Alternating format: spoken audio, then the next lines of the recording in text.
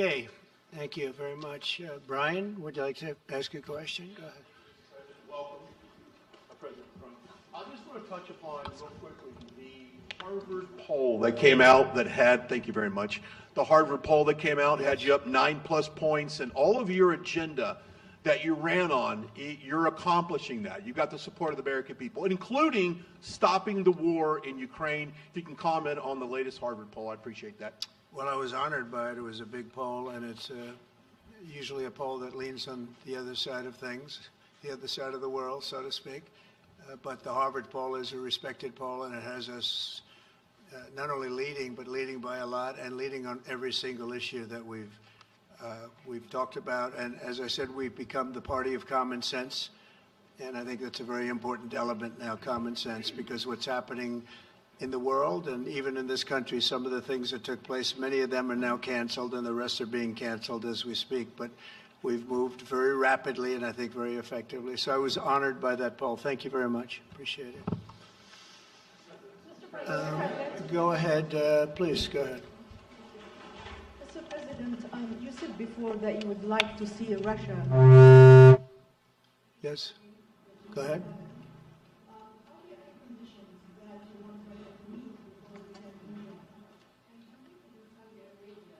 When you're meeting in Saudi Arabia with President Putin, will that happen regardless of any progress on the Ukrainian file? Yeah, I think the meeting in Saudi Arabia was a fantastic one. We met with the Crown Prince, who's a fantastic young guy. He's young, but with great imagination and tremendously respected all over the world. And he goes right to the king, and the king is incredible. Gotten to be friends with both of them very much, and they want to see this ended, and they're going all out to make sure that it is ended. I think Russia, likewise, I've spoken to President Putin, and my people are dealing with him constantly, and his people in particular. And they want to do something. I mean, that's what I do. I do deals. My whole life is deals. That's all I know is deals. And I know when somebody wants to make it and when somebody doesn't. I will say this, before I came here, there was no communication with Russia whatsoever, and Russia wasn't answering calls. They were not talking to anybody. They wouldn't talk to anybody, and people sort of accepted that as being that they want to go forward and just keep going without stop. But when I got here, one of the first calls I made was to President Putin, and we were treated with great respect, and they want to end this war.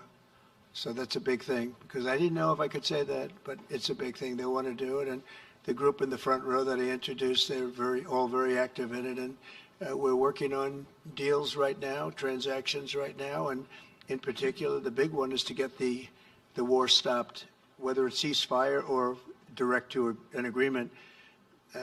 I'd like to go directly to an agreement, but ceasefire will always happen a little bit quicker, and every day you're saving thousands, or at least hundreds, but thousands in some cases lives, so we want to see if we can get that done very quickly. Yes, for the President, please. Thank you. Correspondent based in Paris. Question for both of you, actually. Mr. Macron, you were one of the last Western leaders to speak to Putin before Ukraine's invasion. What advice, what recommendation could you make to President Trump to make sure that this time you can get strong enough guarantees from Putin to get a peace deal that lasts this time? And Mr. President Trump, what makes you think you can trust Putin in those negotiations? Thank you. Look, I will never give any advice to President Trump. We have friendly and trustful discussion, but my experience with President Putin is the following. Number one, I always think it's good to have discussion with other leaders, and especially when you disagree. I stopped my discussion with President Putin after Bucha and the war crimes because I considered that, we had nothing to get from him in the time. Now there is a big change because there is a new US administration. So this is a new context. So there is good reason for President Trump to re-engage with President Putin. But my experience is the following. and I shared it with President Trump and the team. In 2014, our predecessors negotiated peace with President Putin. But because of the lack of guarantees, and especially security guarantees, President Putin violated this peace. And I had several discussions, especially beginning of 2022, several times, 7 hours with President Putin, 15 days before the launching of the attack. He denied everything, but we didn't have security guarantees. So this is why being strong and having deterrence capacities is the only way to be sure it will be respected. And I insisted on that, and this is why I believe that the US has the capacity to do so. And this is why I think we should never say, I will never send any boots on the ground, because you give a blank check to violate any type of commitment. So I think it's good to have discussion. I think it's useful to have negotiation.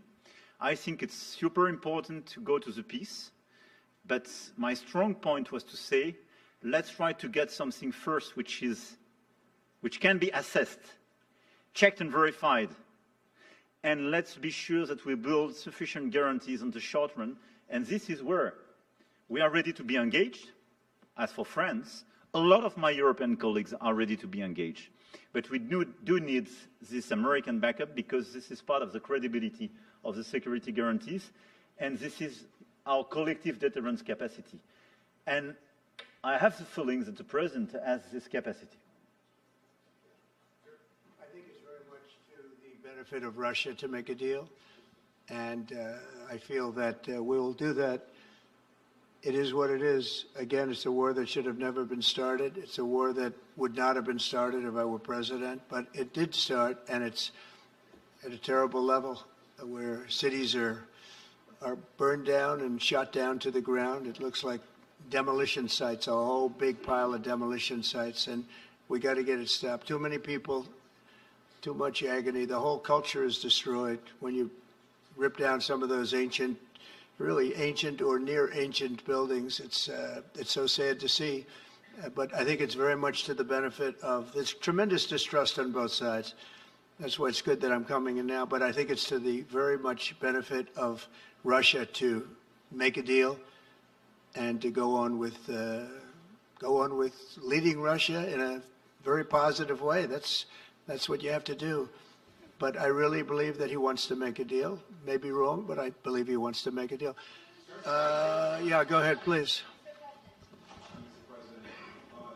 Next week, there's a key deadline for your Canada and Mexico tariffs. Do you expect those will go Tous back les on, or do you droits- believe those countries have done enough on the border to stop those from taking effect? And for President Macron, I'm wondering if you believe that this critical minerals deal with Ukraine represents a de facto security guarantee by the United States, since the U.S. would have an interest in protecting those reserves in Ukraine. Thank you. We're on time with the tariffs, and it seems like that's moving along very rapidly.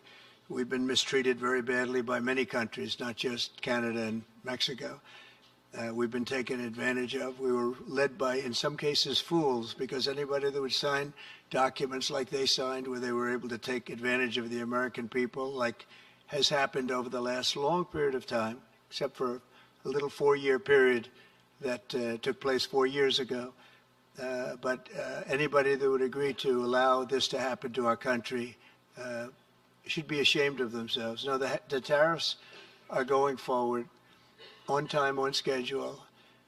This is an abuse that took place for many, many years. And I'm not even blaming the other countries that did this. I blame our leadership for allowing it to happen. I mean, you know, who can blame them if they made these great deals with the United States, took advantage of the United States on manufacturing, on just about everything, every aspect that you could imagine they took advantage of. I look at some of these agreements, I'd read them at night, and I'd say, who would ever sign a thing like this? So the tariffs will go forward, yes, and we're going to make up a lot of territory. All we want is reciprocal. We want reciprocity. We want to have the same. So if somebody charges us, we charge them. It's very simple, but it'll be very good for our country. Our country will be extremely liquid and rich again. Plus, we're doing other things, as you know. We're finding tremendous waste, fraud, and abuse at levels that nobody thought possible. You're seeing what's going on. And that was also part of the Harvard poll. Do you agree with what President Trump is doing with Elon and others that are looking for the waste, fraud, and abuse? And the numbers were staggering. It was like 70% to 2%. Everybody wants to find out. They don't like it. And, you know, the radical left or whoever it may be starts screaming about the Constitution, but it has nothing to do with the Constitution. It has to do with fairness to this country.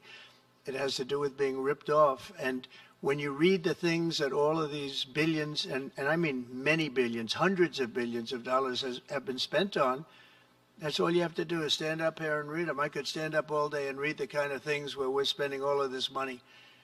The good news is that when you think of how rich a nation we can be when we get rid of this, you know, sometimes you'll buy a company and you'll see it was really well run. They accounted for every penny.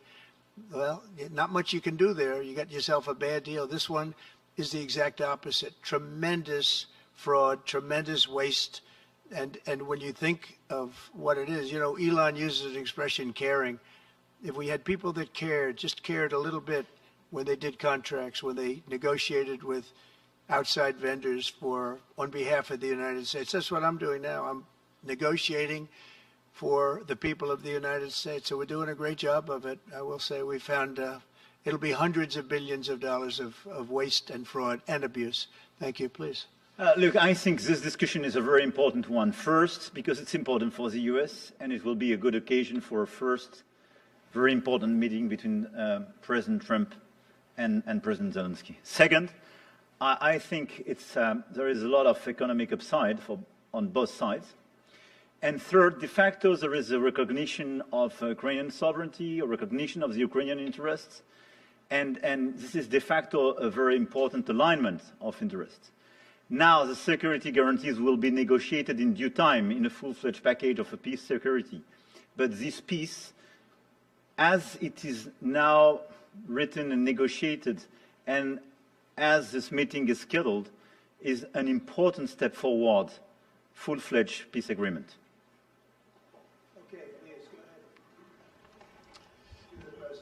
Monsieur le Président Trump, Monsieur le Président Macron. President Trump, President Macron. First of all, you say, I would like to make a deal with Putin. So when you do a deal, it's a win-win deal. What are you giving to him, and what is he going to give you, to America? And I was impressed by the way you referred to Notre Dame, and that you were impressed by the reconstruction of Notre Dame. A lot of Americans have sent money to Paris to participate to the reconstruction of Notre Dame. As a President of the United States, are you going to contribute to the reconstruction of Ukraine? Et Monsieur le Président Macron, quelle est pour vous la principale avancée de votre entretien avec Donald Trump? Et pouvez-vous nous confirmer qu'il y a effectivement un accord pour envoyer des troupes européennes de maintien de la paix? Est-ce que la France va le faire?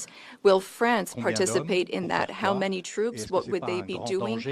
Would this represent a great danger to send French and European troops to Ukraine?